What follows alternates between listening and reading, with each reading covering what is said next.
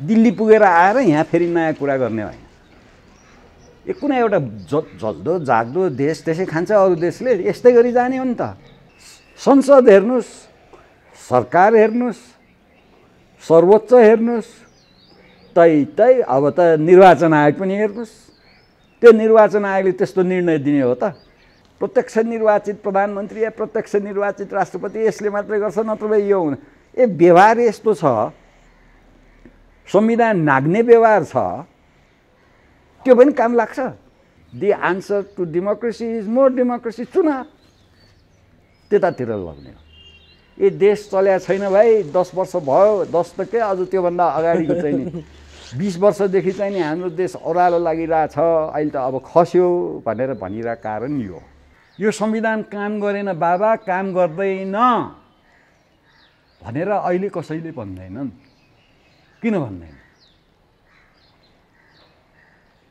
यो संविधान अन्तर्गतको चुनावले, अर्को चुनावले पनि यस्तै हो। यो 62-63 पश्चातको राजनीतिले विकृतितिर प्रश्रय दिन्छ।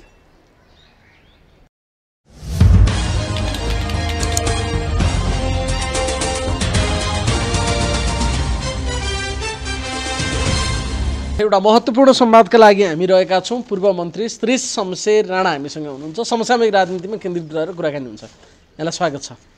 धन्यवाद, नमस्कार। अब अघिल्लो पटक कुराकानी गर्दाखेरि नेपालको राजनीति ओह्रालो लागेको गाडीको ब्रेक फेल भएर भिरतिर गएको जस्तो अवस्था छ भन्नुहुन्थ्यो तपाईँले। अहिले सुधारियो कि भिरबाट जाकिँदैछ अझै तलतिर? सुधारिया देखिनु भएको छ कि बिग्रिया देखिनु भएको छ? तपाईँ पत्रकार, म पनि पत्रकार होइन। यो झरिरहेछ। उहाँहरूले थाम्न सक्नुहुन्न। यो अहिलेको ठेकेदारहरू, अहिलेका नयाँ राजाहरूले थाम्न सक्नुहुन्न। उहाँहरूको हातमा छैन डाडु पन्ने, त्यसैले झरिरहेछ। त्यसैमा मलाई के भन्ने, ग्लानी भन्ने कि दुःख भन्ने कि आफ्नो देश, तपाईँ हाम्रो देश भने अहिले पनि अवस्था ब्रेक फेल भएको गाडीकै जस्तो हो नेपालको अवस्था अहिले। अब के हुन्छ तपाईँले आजको भोलि तपाईँलाई थाहा छ र? के चिजले चाहिँ तपाईँलाई त्यस्तो लाग्छ भने नि अहिले त अब हेर्नुहोस् न, यो सङ्गठनको राजनीति रे होइन, सङ्गठनको स्वतन्त्रता हामीलाई चाहिए त्यही होइन। सङ्गठनको स्वतन्त्रता है।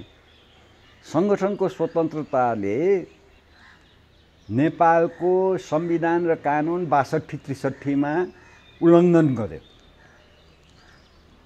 हाम्रो राजनैतिक क्षेत्रले या नेताहरूले यो संविधान हाम्रो अनुकूल भएन, त्यसैले यो च्यात्छौँ, अब हाम्रो अनुकूलको संविधान बनाउँछौँ भने हो उहाँहरू है।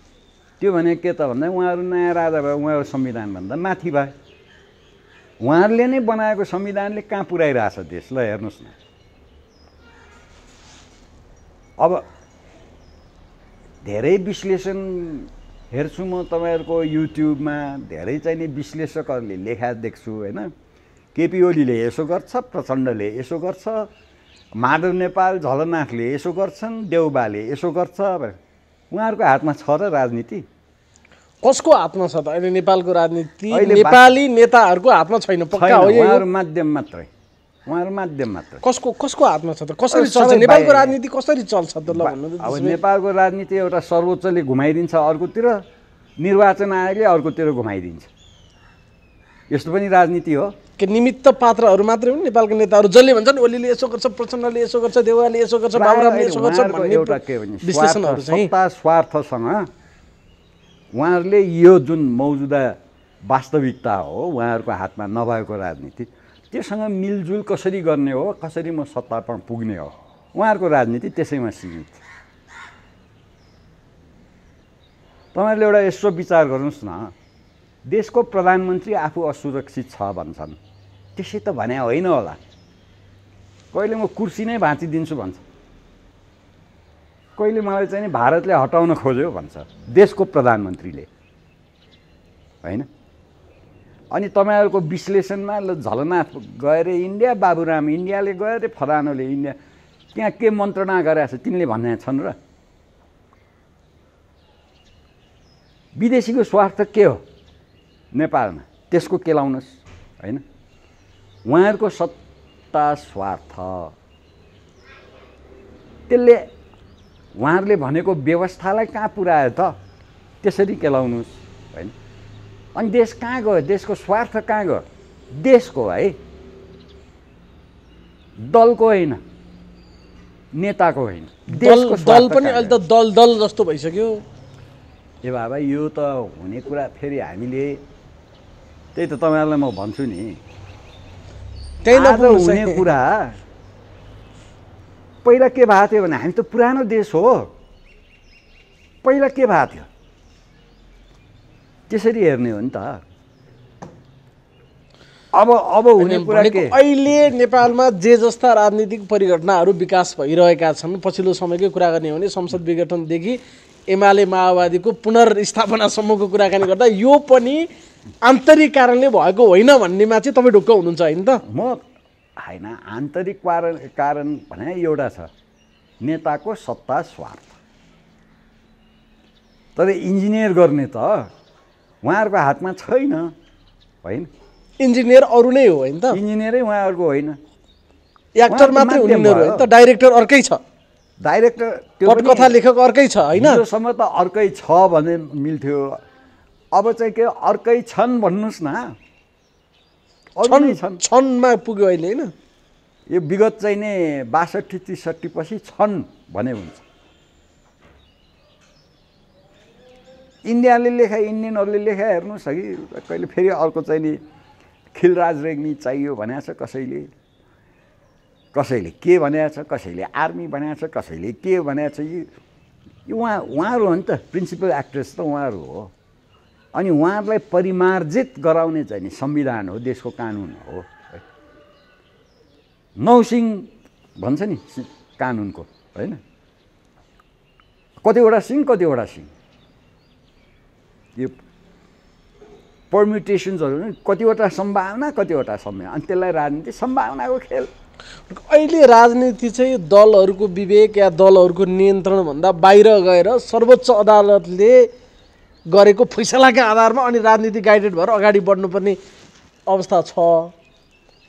यो कानुनी राजमा यो स्वाभाविकै हो कि अथवा दलहरूको असफलताले चाहिँ? स्वाभाविक पनि हुन्छ कतिपय प्रजातन्त्रमा, तर ब्याक टु ब्याक सर्वोच्च अदालतले के फैसला गर्छ त्यसले चाहिँ आम रूपमा राजनीति नै उथलपुथल हुने जुन अवस्था आयो, यसलाई पनि स्वाभाविकै मान्न सकिन्छ होइन? यसो हो, संविधानमा सबै कुरा लेखा हुँदैन होइन। त्यसको व्याख्याकारको रूपमा अन्ततोगत्वा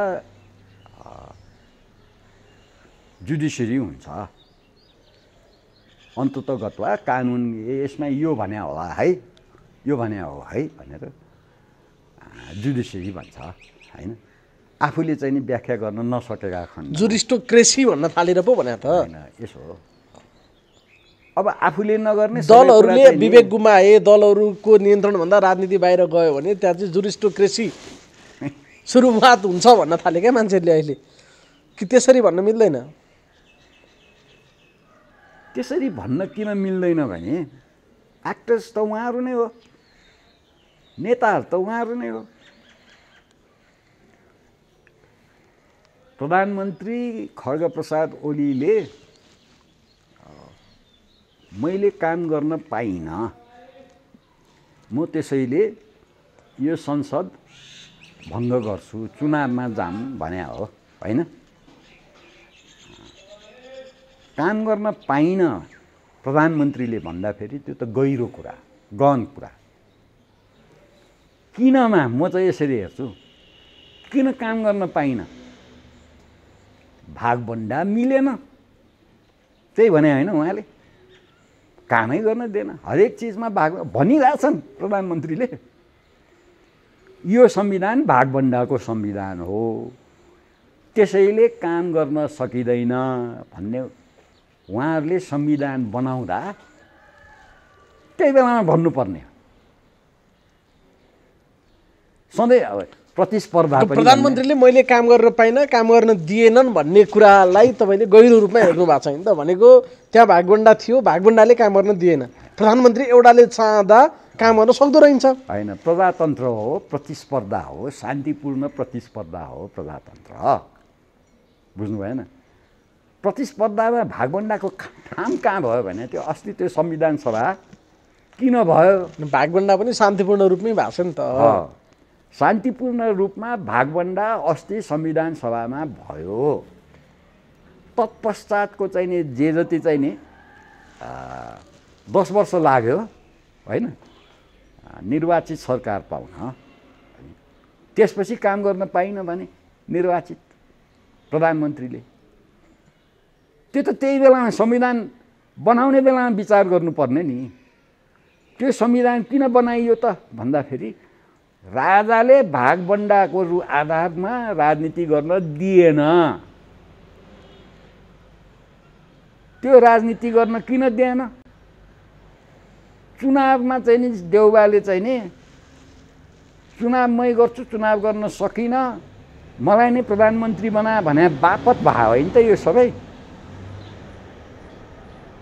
राजाले हात लम्कायो। राजाले के गर्ने? त्यो राष्ट्र एकताको प्रतीक र संविधानको संरक्षकले ए भाइ तिमीहरू झगडा गर्यौ, मलाई सहयोग गर, म गरिदिन्छु चुनाव भन्दाखेरि दिल्ली पुग्यो होइन। अनि दिल्ली पुगेर भागभण्डाको संविधान 10 वर्ष लगाएर गरे होइन त। वास्तविकता यही होइन।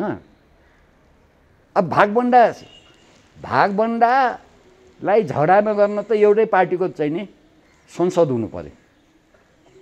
एउटै पार्टीको थियो त अस्ति। एउटै पार्टीको थियो, एउटा पार्टी मेजोरिटी थियो, एउटै पार्टीको सरकार थियो। सुन्नुहोस् न, त्यो सरकार भनेको के भने बम्पर मेजोरिटीको सरकार थियो। देउबाले मैले मेरो भाग पाइनँ त भनेको थिएन नि होइन। ऊ त गएको थियो नि त। भागभण्डाको झगडा त एउटै पार्टीको सिङ्गल मेजोरिटीको सरकार संसद हुँदा पनि त हुँदो रहेछ नि त होइन। नेकपा भन्ने पार्टी त एउटा सिङ्गो थियो नि त माओवादी मिसाउँदाखेरि। अहिले तपाईँले के चाहिँ नि कुन अध्यायमा हुनुहुन्छ भने त्यो भागभण्डा शेरबहादुर देउवाले मेरो भागभण्डा पाएन भनेर ऊ चाहिँ यो संवैधानिक आयोगको चाहिँ नि मिटिङहरूमा नगए पनि होइन नि। कहाँबाट चाहिँ नि भयो त यो प्रतिस्पर्धा? आफ्नै पार्टीभित्रबाट, आफ्नै पार्टीको भागभण्डा मिलेन भनेर। त्यसैले यो संविधानलाई हामीले संविधान भन्नु नै कुन चाहिँ प्रिन्सिपल, कुन चाहिँ डेमोक्रेटिक प्रिन्सिपलको संविधान भन्ने अब कस्तो अब अहिले पनि चलिरहेछ नि। यस्तो यो हुँदैन, यो संसदीय व्यवस्था, प्रत्यक्ष निर्वाचित प्रधानमन्त्री या प्रत्यक्ष निर्वाचित राष्ट्रपति यसले मात्रै गर्छ, नत्र यो हुँदैन। व्यवहार यस्तो छ, संविधान नाग्ने व्यवहार छ, त्यो पनि काम लाग्छ। उहाँहरूलाई कसले सुधार्ने? अनि भोटमा जसको बढी राम्रो सङ्गठन हुन्छ त्यसैले पेल्छ नि चुनाव। त्यसैले अहिलेको अब तपाईँले निचोडमा भन्ने अहिलेको राजनीति कतातिर गइरहेछ भने चुनाव कि यो 2 वर्ष लम्बाम यति दुईटामा भयो होइन त। अब चुनाव हो भने को त्यो चुनावी सरकारमा बस्ने, त्यसैमा झगडा हुन्छ जुन भइरहेछ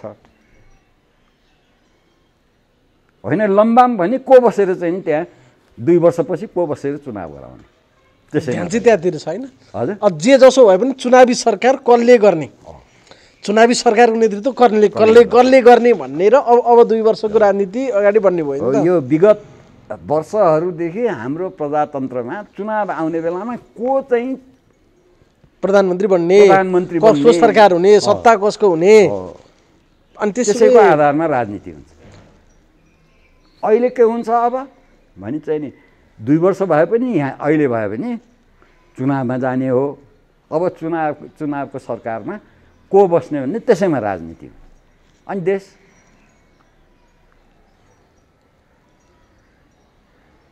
गहन पक्ष यहाँ हो नि त। देश किन आउने? उनीहरू देशको सेवा गर्न आउने हो नि त। चुनाव गर्न पाइन भनेर होइन, चुनाव लड्न पाएन भनेर होइन, चुनाव लडेर देशको सेवा गर्ने हो, त्यो पो हो त प्रजातन्त्र। अब चुनाव लड्ने ठाउँमा म हुनुपर्छ भनेर किन झगडा गर्छन्? त्यसले हाम्रो चुनावको नतिजा डिटर्मिन गर्छ। स्वतन्त्र भयो त हाम्रो चुनाव। चुनावी सरकारको नेतृत्व गर्ने किन मारामार पर्छ त त्यसो भए होइन?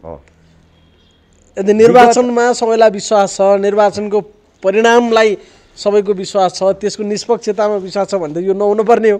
अनि निर्वाचनको नेतृत्व कसले गर्ने भन्ने कुराले मारामार हुन्छ 2 वर्ष अगाडिदेखि सुरु। अब भएको खेल त्यही हो नि त। अब 2 वर्ष कहाँ भने अथवा त अर्ली इलेक्सनका कुरा पनि छ, जेसुकै पनि हुनसक्छ। विगतदेखि नै त्यही, विगतदेखिको त्यही। अझ तपाईँ 15 सालको चुनावको कुरा गर्नुहोस्, 7 देखि 17 सालसम्म यो निर्वाचन के अरे यो संविधान सभाको चुनाव भने होइन। पछि चाहिँ नि राजा महेन्द्रले चाहिँ नि बुद्धिजीवी सम्मेलन यहाँ उहाँ गरेर चाहिँ नि ल है मै दिन्छु। ऊ आए बेलायतबाट आइभो जेनिङ्सलाई ल्याएर चुनाव के अरे संविधान बनाउँछु भन्दाखेरि पनि को हुने? चुनाव को हुने? टङ्कप्रसाद आचार्यलाई अक्षम भनेर निकालेको चुनावै गर्न नसकेर हो। अनि नेपाली कङ्ग्रेसको अध्यक्ष, मन्त्री परिषदको अध्यक्ष बनाएर के अरे ऊ नेपाली कङ्ग्रेसको महामन्त्री सुवर्ण शमशेरलाई अध्यक्ष बनाएर चुनाव भयो। त्यतिन्जेलसम्म को सत्तामा गएर चुनाव गराउनु? अब अहिले फेरि त्यो रोग छँदैछ। अब यहाँनिर अलिकति समसामयिकतामा हामी फर्किँदाखेरि प्रधानमन्त्रीले संसद विघटन गर्नुभयो, सर्वोच्च अदालतले पुनर्स्थापित गरिदियो। हाम्रो लडाइँ एकदम जित्यौँ हामीले भनेर एउटा पक्षले लड्डु खाइदिइहाल्यो। 11 गतिको कुरा यो। 23 गतेसम्म त्यो लड्डु पच्या थियो कि थिएन? ए तिम्रो एमाले भयो, माओवादी भयो भने अर्को फैसला आयो। लड्डु नै नपच्ने स्थितिमा उहाँहरू पुग्नुभयो, हामी हार्यौँ, यो त अस्वीकार्य छ, हामीलाई भले असहमति छ भन्नुभयो, स्वीकार गर्छौँ तर असहमति छ हाम्रो, यस्तो भयो उस्तो हो भन्ने ठाउँमा पुग्यो। कसले बल्ट्याङ खायो यो राजनीतिमा अहिले? अहिलेसम्म केपी ओली जित्या भन्नु पर्यो। किन बल्ड्याङ फाउनेर उहाँले त अब हिजो चाहिँ नि के अरे चाहिँ नि उहाँको प्रतिस्पर्धीलाई त हटाइदिनु भयो पदबाट। त्यो पार्टी कि यो पार्टी कुन पार्टी? छाडिदिनुहोस् न। यो मन्त्री परिषद फेरि पुनर्गठित माओवादी केन्द्र होइन, माओवादी केन्द्र, नेकपा माओवादी केन्द्र त्यसलाई समर्थन गरेको छ कि विरोध गरेको छ? ल भन्नुहोस्। यो त मन्त्री परिषद हो।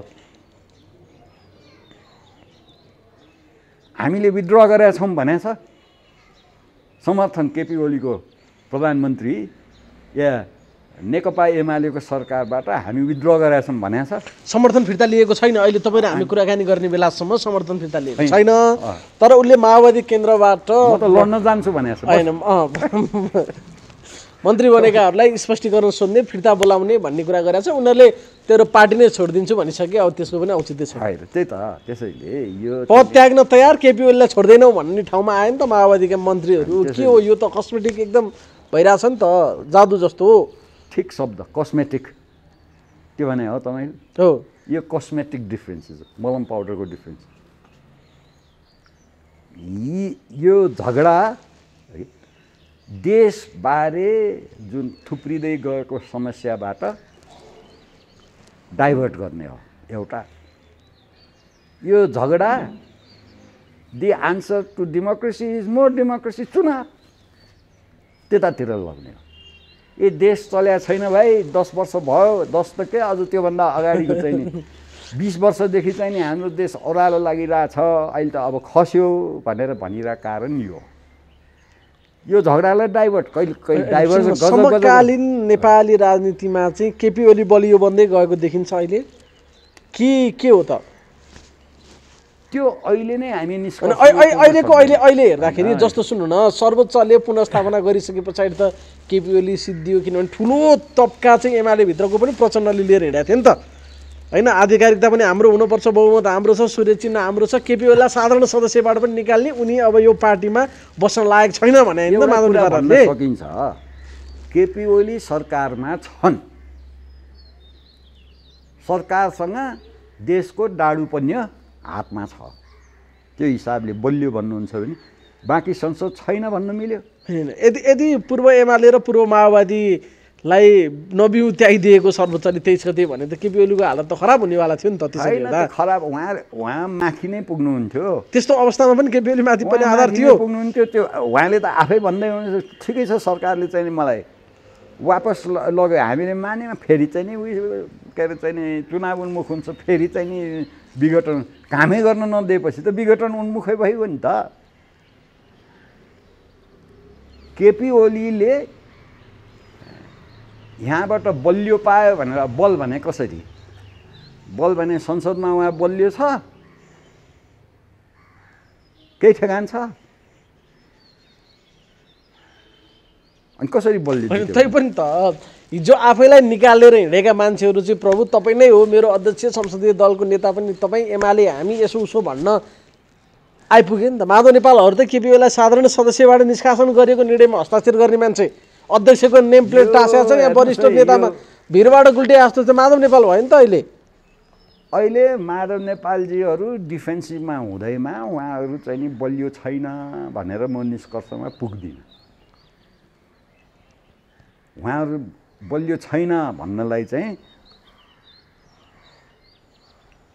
उहाँको देशभरिको राजनैतिक उपस्थिति र सङ्गठन के हो, संसदमा उहाँ कमजोर, उहाँको स्ट्राटेजी फेल खायो। होइन पार्टीभित्रको अङ्कगणितमा पनि उहाँ कमजोर हुनुहुन्छ होला, तर खालि एउटा मान्छेको शङ्का चाहिँ जसरी मनमुटु माया सबै प्रचण्डसँग छ नि त उहाँहरूको मन त पेरिस डाँडामा, साँच्चीकै इमान्दारितापूर्वक एमालेमा फर्किए होला कि या आफ्नो पद जोगाउनको लागि मात्र आयो होला कि किन आयो होला? हिजो त मुख छाडेर गएका मान्छेहरू भन्छन् क्या मान्छेहरू आफूलाई के भनेर चाहिँ नि प्रस्तुत गर्नुभयो सार्वजनिक जीवनमा भने केपी ओलीको सरकारसँग हामी छैनौँ, केपी ओलीसँग हामी छैनौँ, राजीनामा दिनुहोस्, पार्टीबाट राजीनामा दिनुहोस्। अब सबैको आँखा चुनावतिर, डिजाइन चाहिँ के भन्दाखेरि यो चुनावतिर, यो सबै अहिलेको जुन यो नाटक केको लागि चुनाव, यसै संविधान अन्तर्गतको चुनाव। यो संविधान काम गरेन बाबा, काम गर्दैन भनेर अहिले कसैले भन्दैनन्। किन भन्दैन? यो संविधान अन्तर्गतको चुनावले, अर्को चुनावले पनि यस्तै हो, यस्तै हो। ल केपी ओलीले 2 तिहाई मेजोरिटी ल्याएर अर्को माधव नेपाल जन्मिन्छ त्यहाँभित्र, जन्मिन्छन् कि जन्माइन्छन् कि? यो संविधान काम लाग्दैन, यो मान्नुहोस्। अब यसको जरा तान्दै तान्दै तान्दै जाँदा फेरि चाहिँ नि महेन्द्रको कुरा आउँछ, दलीय राजनीति यस्तै हो है भनेर महेन्द्रले उहाँ 17 सालमा भने।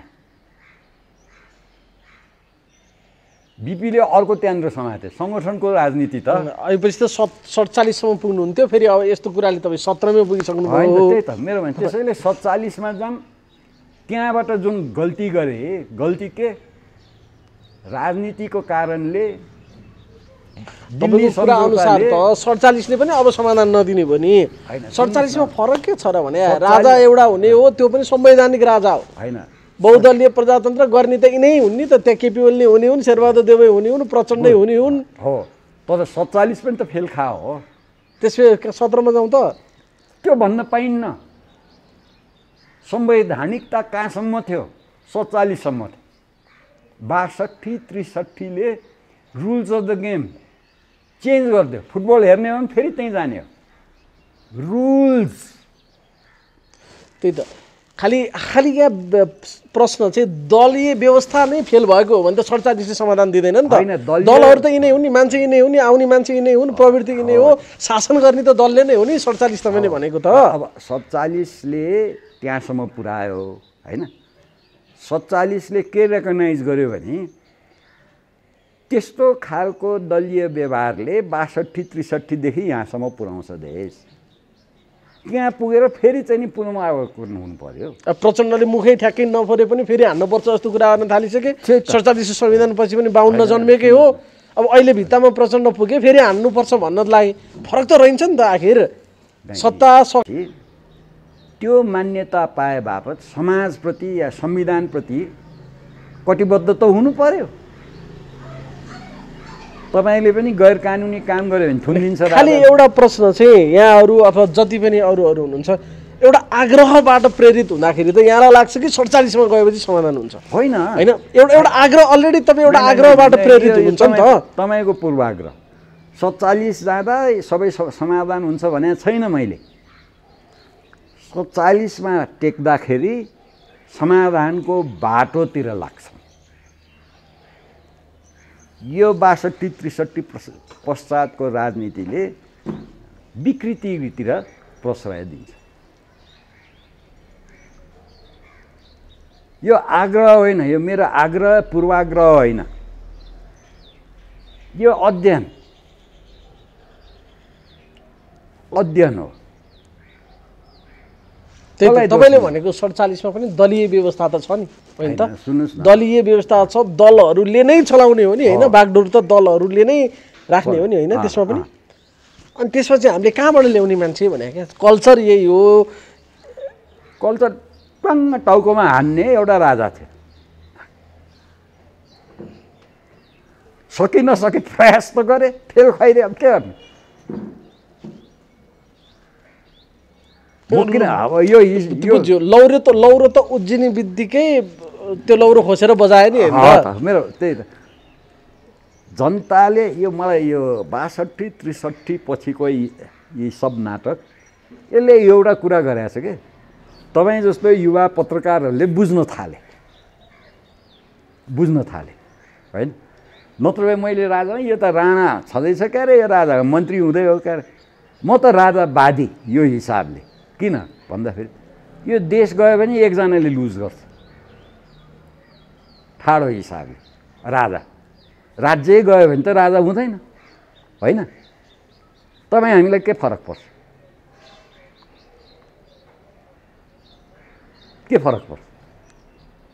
तर तपाईँ हामी जो नेपाली भनेर बाँच्न खोजे, स्वतन्त्र सार्वभौम सक्षम नेपाल बनाउन खोजेलाई फरक पर्छ। किन त्यो बेलामा हाम्रो देश हुँदैन, त्यतैतिर गइरहेछ। अनि संसदीय व्यवस्थामा समस्या होला, संसदीय व्यवस्थाभित्रका चिजहरूमा परिमार्जन गरेर पनि समाधान निक्लिन सकिएला भन्ने एउटा तर्क, एउटा विचार त त्यो ढङ्गले पनि विश्लेषण हुन्छ नि। हो, संसदीय व्यवस्थामा समाधान छ, किन त्यसमा राजादेखि लिएर सब रङको त्यहाँ छ 47मा। हो, त्यहाँ गएर कुरा गर्ने हो। दिल्ली पुगेर आएर यहाँ फेरि नयाँ कुरा गर्ने होइन। यो कुनै एउटा जल्दो जाग्दो देश त्यसै खान्छ, अरू देशले यस्तै गरी जाने हो नि त।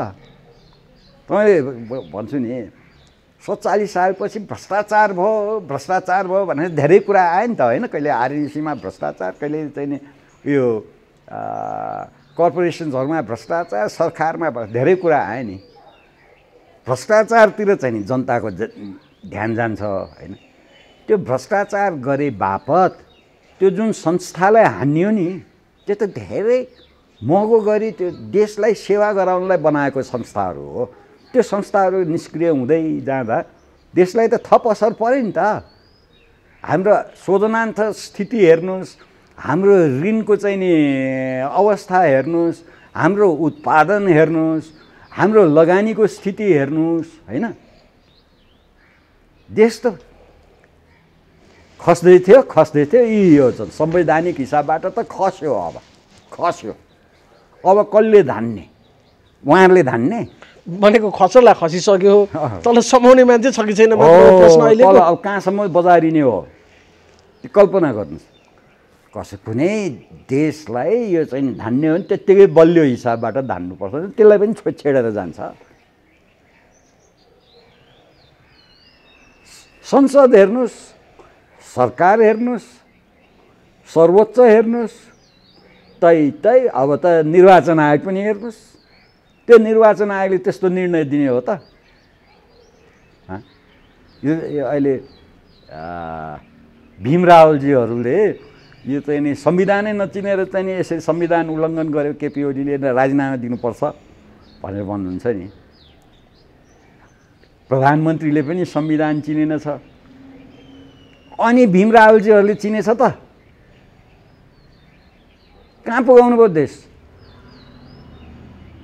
उहाँ आफू नभए भए नेपालको नाम पनि फेरिन्थ्यो होला नबोल्या भए त्यो पार्टीको निर्णयले गरे कि उहाँले आफैले गरे सोझो कुरा गरे कि अब यसमा म राजावादी ठिक हो नि त म त राजावादी हो त्यो सामन्तिक अवस्था हटेपछि यो झन् यो सबै भइरहेछ भोलि त सामन्तीको लागि यो देश बाँच्ने भन्ने नेपालीहरू थुप्रो छैन अर्को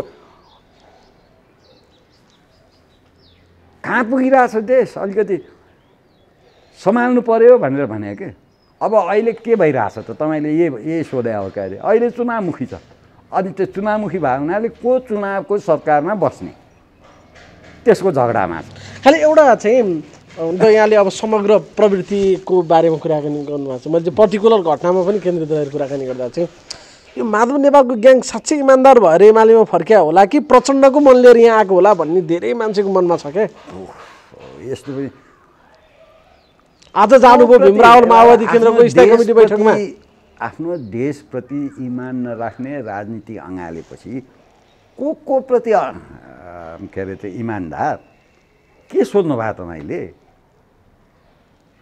माधव नेपाल प्रति इमान्दार झलनाथ खनाल झलनाथ प्रति इमान्दार सुभाष नेम्बङ प्रति इमान्दार उहाँको सत्ता उन्मुख राजनीतिमा कहाँ पुग्ने सिद्धान्तको कुरा गर्नुहुन्छ होला भने सबै नेपाली एक हिसाबले कम्युनिस्ट हुन्छ मुटु भए गरिब देश हो यो बिचरा गरिब देश गरिबी के अरे धनीमा फाटो त हामी सबैले देखिरहेछौँ नि सबै नेपाली कम्युनिस्ट हुन्छ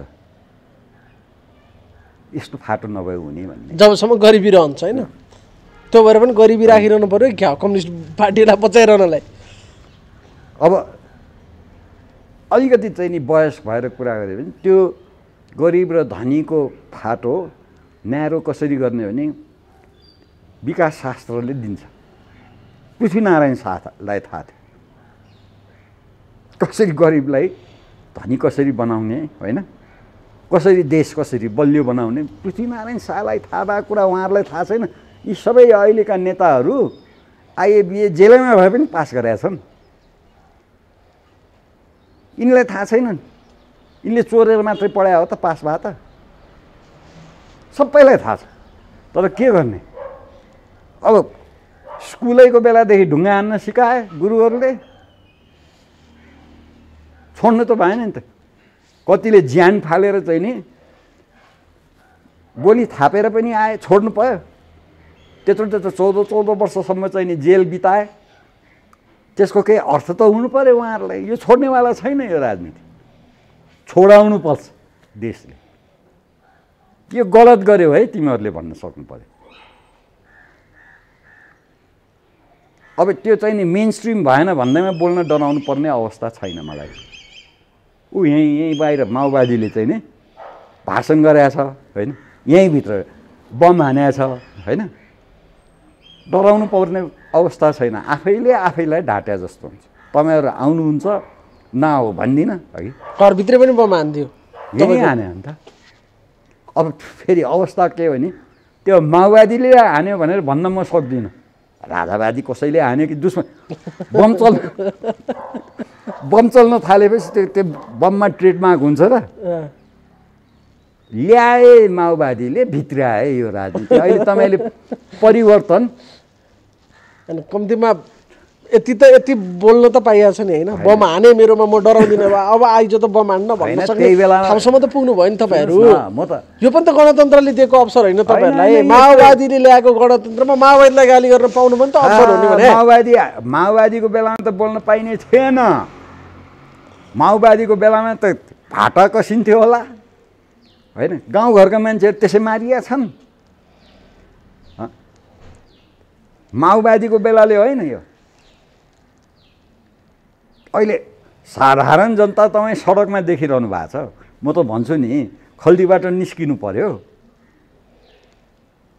नेताको खल्तीबाट निस्किनु पर्यो नेता सुध्रिनु पर्यो जनता सडकमा आउनु पर्यो भन्ने कारण यो हो यो सङ्गठनको राजनीति यो नेताले पुर्याउने ठाउँ यही नै हो सत्ता देश होइन सत्ता यो देशै नरहे पनि उहाँहरू एक या अर्को किसिमले सत्तामा पुग्नुहुन्छ देशी निर्णयलाई बुझाएर भए पनि यो प्रान्तको मुख्यमन्त्री चाहिँ छोड्नु हुँदैन भन्ने उहाँहरूलाई लाग्छ जसरी भए पनि होइन माध्यम कुर्सी चाहिँ चाहियो कुर्सी देश रहोस् कि नरहोस् फेरि अर्को कुरा किन चाहियो कुर्सी सत्ताको स्वार्थ